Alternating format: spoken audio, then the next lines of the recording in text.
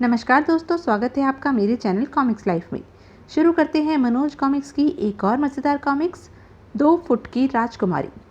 2 foot की राजकुमारी, लेखक विमल चटर्जी, चित्रांकन राम वायरकर। पिछले 2 अंकों 2 मांत्रिक और चमत्कारी तावीज़ में हमने देखा चार्ली नाम का एक 2.5 फुट का बौना भूख और गरीबी से तंग आकर अपना गांव छोड़ देता है और दूसरे देश में आकर ज्योतिष का कार्य करने लगता है। एक रात उसे चमत्कारी तावीज़ की शक्ति से वहाँ की 2 फुट की राजकुमारी के बारे में मालूम पड़ता है। इस भेद का लाभ उठाकर वह वहाँ का राज ज्योतिषी बन जाता है, लेकिन वहाँ का भूतपूर्व राज ज्योतिषी दंडी स्वामी इससे अपमानित होकर चार्ली को नीचा दिखाने और अपने मार्ग से हटाने के लिए तरह तरह की योजनाएं बनाता है। आखिरकार वह अपनी योजना में सफल हो जाता है और महल से गायब हुई 2 फुट की राजकुमारी की तलाश करने के लिए राजा को उकसाकर चार्ली को भयानक सिंधु घाटी में भेज देता है। चार्ली नाना प्रकार के खतरों और कठिनाइयों का सामना करता हुआ मार्ग में बने अपने नए मित्र मार्तंड के साथ अंत में सिंधु घाटी के एक मंदिर में पहुंचने में सफल हो जाता है। चार्ली उस मंदिर में दुष्ट जादूगर काल भैरव के एक सेवक को मार डालता है, परंतु उसके मरते ही अचानक मंदिर हवा में उड़ता है और आकाश में पहुंचकर उसके टुकड़े टुकड़े हो जाते हैं और चार्ली नीचे एक पेड़ पर गिरकर बेहोश हो जाता है।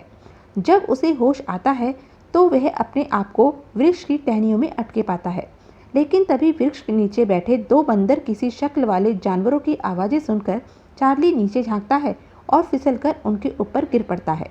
बंदर उसे देखकर बहुत खुश होते हैं और उसे अपने कंधे पर बिठाकर एक ओर चल पड़ते हैं, लेकिन वे अभी कुछ ही दूर गए थे कि तभी वृक्षों की ओर से 7 फनों वाला एक भयानक एवं विशालकाय अजगर निकला। उसके फनों से आग की लपटें निकल रही थी। ओह, अति भयानक! दूसरे ही क्षण वह भयानक अजगर आग की फुफकारें छोड़ता हुआ चार्ली की ओर ही लपका। उसे अपनी ओर आता देख चार्ली ने तलवार निकाल ली। इस अजगर से तो मुकाबला कर सकता हूँ, लेकिन इसके मुखों से निकलने वाली अग्नि से कैसे बचूंगा? परंतु जैसे ही वह अजगर चार्ली के निकट पहुंचा, उसके मुंह से सहसा लपटें निकलनी बंद हो गई और यह देख चार्ली ने प्रसन्नता एवं जोश से उस पर आक्रमण कर दिया। अब तो मैं तुमसे आसानी से निपट लूंगा बच्चू। फिर तलवार के भरपूर वार से उसने उसका एक सिर धड़ से जुदा कर दिया। खचाक! पीड़ा से अजगर ने भयंकर फुफकार मारी। उसकी उस भयानक फुफकार से समूचा जंगल कांप उठा और जंगल में बस रहे भयंकर जीव जंतु भयभीत हो इधर उधर भागने लगे। परंतु चार्ली पर उसकी भयानक फुफकार का कोई प्रभाव नहीं पड़ा था। वह बराबर उसके अन्य सिरों पर तलवार से प्रहार किए जा रहा था और अजगर के सिर एक एक करके धड़ से जुदा हो रहे थे। वाह, कितना साहसी है! निसंदेह यही हमें उन भेरुण पक्षियों से मुक्ति दिला सकता है। फिर शीघ्र ही चार्ली ने अजगर के 7 सर काट डाले तो अजगर निष्प्राण हो धरती पर गिर पड़ा। तब दोनों विशालकाय दौड़कर चार्ली के कदमों पर झुक गए। हे महान और बहादुर युवक, अब हमें पूर्ण विश्वास हो गया है कि तुम ही हमें उन भयानक पक्षियों से मुक्ति दिला सकते हो। मैं पूरी कोशिश करूंगा। चलो। यात्रा फिर आरंभ हो गई। काफी देर तक चलते रहने के पश्चात वे भीमकाय एक ऊंचे पर्वत के पास पहुंचकर रुक गए। हे बहादुर नौजवान, इस पर्वत को पार करने पर तुम्हें एक घाटी दिखाई देगी। उसे अम्बा घाटी कहते हैं। उसी घाटी में वह पक्षी रानी और उसकी संतान रहती है। वहीं से आकर वे हमारे कबीले पर आक्रमण करते हैं। ठीक है, मैं वहां जाता हूँ। यदि 2 दिन के भीतर न लौटा तो समझ लेना कि मैं भी उन भेरुण पक्षियों द्वारा मारा गया। ठीक है, हम यहीं रहकर देवता से तुम्हारे लिए प्रार्थना करेंगे। चार्ली ने एक बार सामने सिर उठाए खड़े उस ऊंचे पर्वत की ओर देखा, फिर आत्मविश्वास से उस पर चढ़ने लगा। काफी परिश्रम के पश्चात जब वह पर्वत की चोटी पर पहुंचा तो उसे एक तरफ एक गुफा दिखाई दी, जिसके भीतर से धीमा धीमा प्रकाश बाहर आ रहा था। ओह, वह गुफा कैसी और उसके भीतर से प्रकाश कैसा आ रहा है? कुछ सोचकर चार्ली गुफा के द्वार पर जा पहुंचा और भीतर झांकने लगा। तभी, कौन? क्या तुम कोई मनुष्य हो? यदि हो तो तुम निसंदेह भाग्यशाली हो। जरा मेरे पास आओ। अरे, लगता है भीतर कोई है। चार्ली आवाज को सुनकर चौंक उठा, लेकिन फिर सहसा किसी विचार के आते ही वह मयान से तलवार निकालकर कठोर स्वर में बोला, कौन हो तुम? राक्षस या कोई भूत? जरा तुम गुफा से बाहर आओ। मेरी तलवार तुम्हारी बलि पाने को आतुर है। उत्तर में भीतर से एक भयानक अट्टहास लगाया गया और कहा गया, अरे तुम कितने साहसी हो, मैं तुम जैसे बहादुर व्यक्ति की ही प्रतीक्षा कर रहा था। मैं ना तो कोई भूती हूँ और ना ही कोई राक्षस, मैं एक सिद्ध पुरुष हूँ। मैं तुम्हें कुछ ऐसी वस्तुएं देना चाहता हूँ जिन्हें मैंने वर्षों की तपस्या के बाद हासिल किया है। चार्ली ने क्षण भर में निर्णय लिया। यदि गुफा के भीतर कोई राक्षस है तो मेरा यहाँ से भाग निकलना संभव नहीं, अतः लड़ते लड़ते ही प्राण गंवाना अच्छा होगा। और यदि भीतर वास्तव में कोई सिद्ध पुरुष है तो मुझे फिर किसी भी किस्म का खतरा नहीं हो सकता। और निर्णय करते ही वह हाथ में तलवार लिए हुए गुफा के भीतर प्रविष्ट हो गया। गुफा के भीतर और भी गुफाएं मिली हुई थी। ओह, यहाँ तो बहुत सी गुफाएं एक दूसरे से मिली हुई हैं। न जाने वह आवाज़ कौन सी गुफा से आ रही थी। कुछ सोच चार्ली ने एक एक कर कई गुफा छान मारी, लेकिन जब 7वीं गुफा के सामने पहुंचा, बेटा घबराओ मत, अंदर आओ। चार्ली ने भीतर झांका तो गुफा में उसे एक सिद्ध पुरुष दिखाई दिया जो एक छोटी सी चट्टान पर आसन लगाए बैठा था। उसके बाल एवं दाढ़ी सन की तरह सफ़ेद थे। गुफा में छत से सूर्य की किरणें आ रही थी, इसलिए अंदर प्रकाश था। उफ, ये तो वास्तव में ही कोई सिद्ध पुरुष मालूम होते हैं। हे ईश्वर, मुझे मेरी उद्दंडता के लिए माफ़ कर देना। सिद्ध पुरुष को देखते ही चार्ली बहुत पछताया कि उसने क्यों इतनी कड़वी बातें कही थी। उसने तलवार मयान में रख गुफा के भीतर प्रवेश कर बौने साधु को नमस्कार किया। मुनिवर, मुझे क्षमा कीजिए, मैं अनजाने में आपके लिए न जाने क्या क्या कह गया था। चार्ली की बात सुनकर साधु मुस्कुराया, फिर बोला, बेटा तुम उत्तम व्यक्ति मालूम होते हो, लेकिन तुम इस भयानक स्थल पर कैसे आ गए?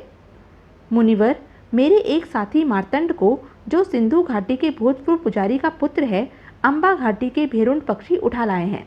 मैं उनकी जननी खूंखार रानी को समाप्त कर अपने साथी को उनसे छुड़ा ले जाने के लिए आया हूँ। ये भेरुंड पक्षी जंगल के अन्य जीवों प्राणियों को भी सताते हैं, अतः वे सब भी इनकी मौत के बाद इनके खौफ से छुटकारा पा जाएंगे। चार्ली की बात सुनकर उस वृद्ध बौने साधु ने कहा, बेटा यह सारा फैसला तुमने बहुत ही जल्दी कर डाला है। मैं चाहता हूँ कि कोई भी कदम उठाने से पूर्व तुम भेरुंड पक्षी व अम्बा घाटी का इतिहास जान लो। ओह, तो बताइए मुनिवर। साधु ने भेरुंड पक्षी और अम्बा घाटी का इतिहास बताना आरंभ किया। अम्बा घाटी भी किसी समय सिंधु घाटी की ही तरह थी। यहाँ पर भी नरभक्षी पक्षियों के स्थान पर शांत व शिष्ट मनुष्य वास करते थे। यहाँ की रानी तारकेश्वरी के संबंध सिंधु घाटी के भूतपूर्व पुजारी के साथ बहुत ही अच्छे थे और मैं इस घाटी का राजगुरु हूँ। मुझे विश्वास है पुजारी जी कि दोनों देशों के मध्य इसी प्रकार हमेशा मधुर संबंध बने रहेंगे। मुझे भी विश्वास है रानी जी, परंतु मुख्य पुजारी की मृत्यु के पश्चात जिसके बारे में यही सुना जाता है कि उनकी हत्या काल भैरव ने ही की थी।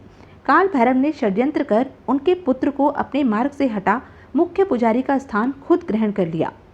आज से हम सिंधु घाटी के मुख्य पुजारी हैं और प्रजा को हमारे ही आदेश का पालन करना है। काल भैरव काली माता का भक्त है और कई सिद्धियां प्राप्त कर चुका है। उसे काली माता का वरदान है। हम तुमसे अति प्रसन्न हुए काल भैरव। जाओ, हम तुम्हें वरदान देते हैं कि कोई भी व्यक्ति तुम्हें किसी भी प्रकार नहीं मार पाएगा, लेकिन जिस दिन भी कोई स्त्री तुम्हारे शरीर को छू लेगी उसी दिन तुम्हारी मृत्यु हो जाएगी। इसीलिए काल भैरव को स्त्री जाति से नफरत हो गई। अपने राज्य की समस्त स्त्रियों को उसने पशु पक्षियों में परिवर्तित कर दिया ताकि कोई भी स्त्री उसकी मौत का कारण न बन सके। हा हा हा हा, अब कोई भी स्त्री मेरी मौत का कारण नहीं बन सकेगी। सैनिकों, अब खदेड़ दो इन पशु पक्षियों को राज्य से बाहर। यही नहीं, उसने अपने आस पड़ोस के देशों पर भी आक्रमण कर वहाँ की स्त्रियों को भी पशु पक्षियों में परिवर्तित कर दिया और स्त्रियों की परछाई तक से सुरक्षित रहने के लिए उसने एक दिन अंत में हमारे अंतिम देश अम्बा घाटी पर भी आक्रमण कर दिया। दोनों देशों के सैनिकों के मध्य घमासान युद्ध हुआ।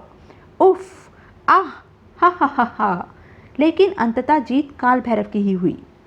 यहाँ की सारी धन संपत्ति लूट कर ले जाने के साथ साथ उसने रानी तारकेश्वरी को छोटा किंतु खूंखार मादा पक्षी बना दिया और यहाँ की प्रजा और रानी के विशेष सैनिकों को विशाल भेरुंड पक्षी। यही नहीं, उसने समस्त लोगों यानी पक्षियों की मृत्यु अपनी सिद्धि से पक्षी रानी यानी महारानी तारकेश्वरी के अंदर डाल दी। हा हा हा हा, रानी तारकेश्वरी, मैंने तुम्हारे देश के समस्त पक्षी लोगों के प्राण तुम्हारे ही भीतर डाल दिए हैं। जिस दिन भी तुम्हारी मृत्यु होगी वही दिन इन सबकी मौत का दिन होगा। सब कुछ बताने के पश्चात वृद्ध बौने साधु ने चार्ली से कहा, और बेटे, क्योंकि मैं इस पर्वत पर आकर यहाँ छुप गया था, अतः भेड़ून पक्षी बनने से रह गया। तभी से मैं तपस्या में लीन था। ओह, सुनो बेटे, यदि तुम पक्षी रानी को समाप्त करोगे तो उसके साथ साथ सभी अकाल मौत मर जाएंगे, और यदि काल भैरव को तुम किसी तरह समाप्त कर पाओ तो वे पुनः सब अपना मनुष्य जीवन प्राप्त कर शांत एवं शिष्ट व्यक्ति बन सकते हैं। लेकिन मुनिवर, अभी तो आपने कहा था कि काल भैरव को कोई नहीं मार सकता। कहा था बेटे, लेकिन तुम्हें मैंने यह भी बताया है कि किसी स्त्री के छूने से उसकी मृत्यु हो सकती है।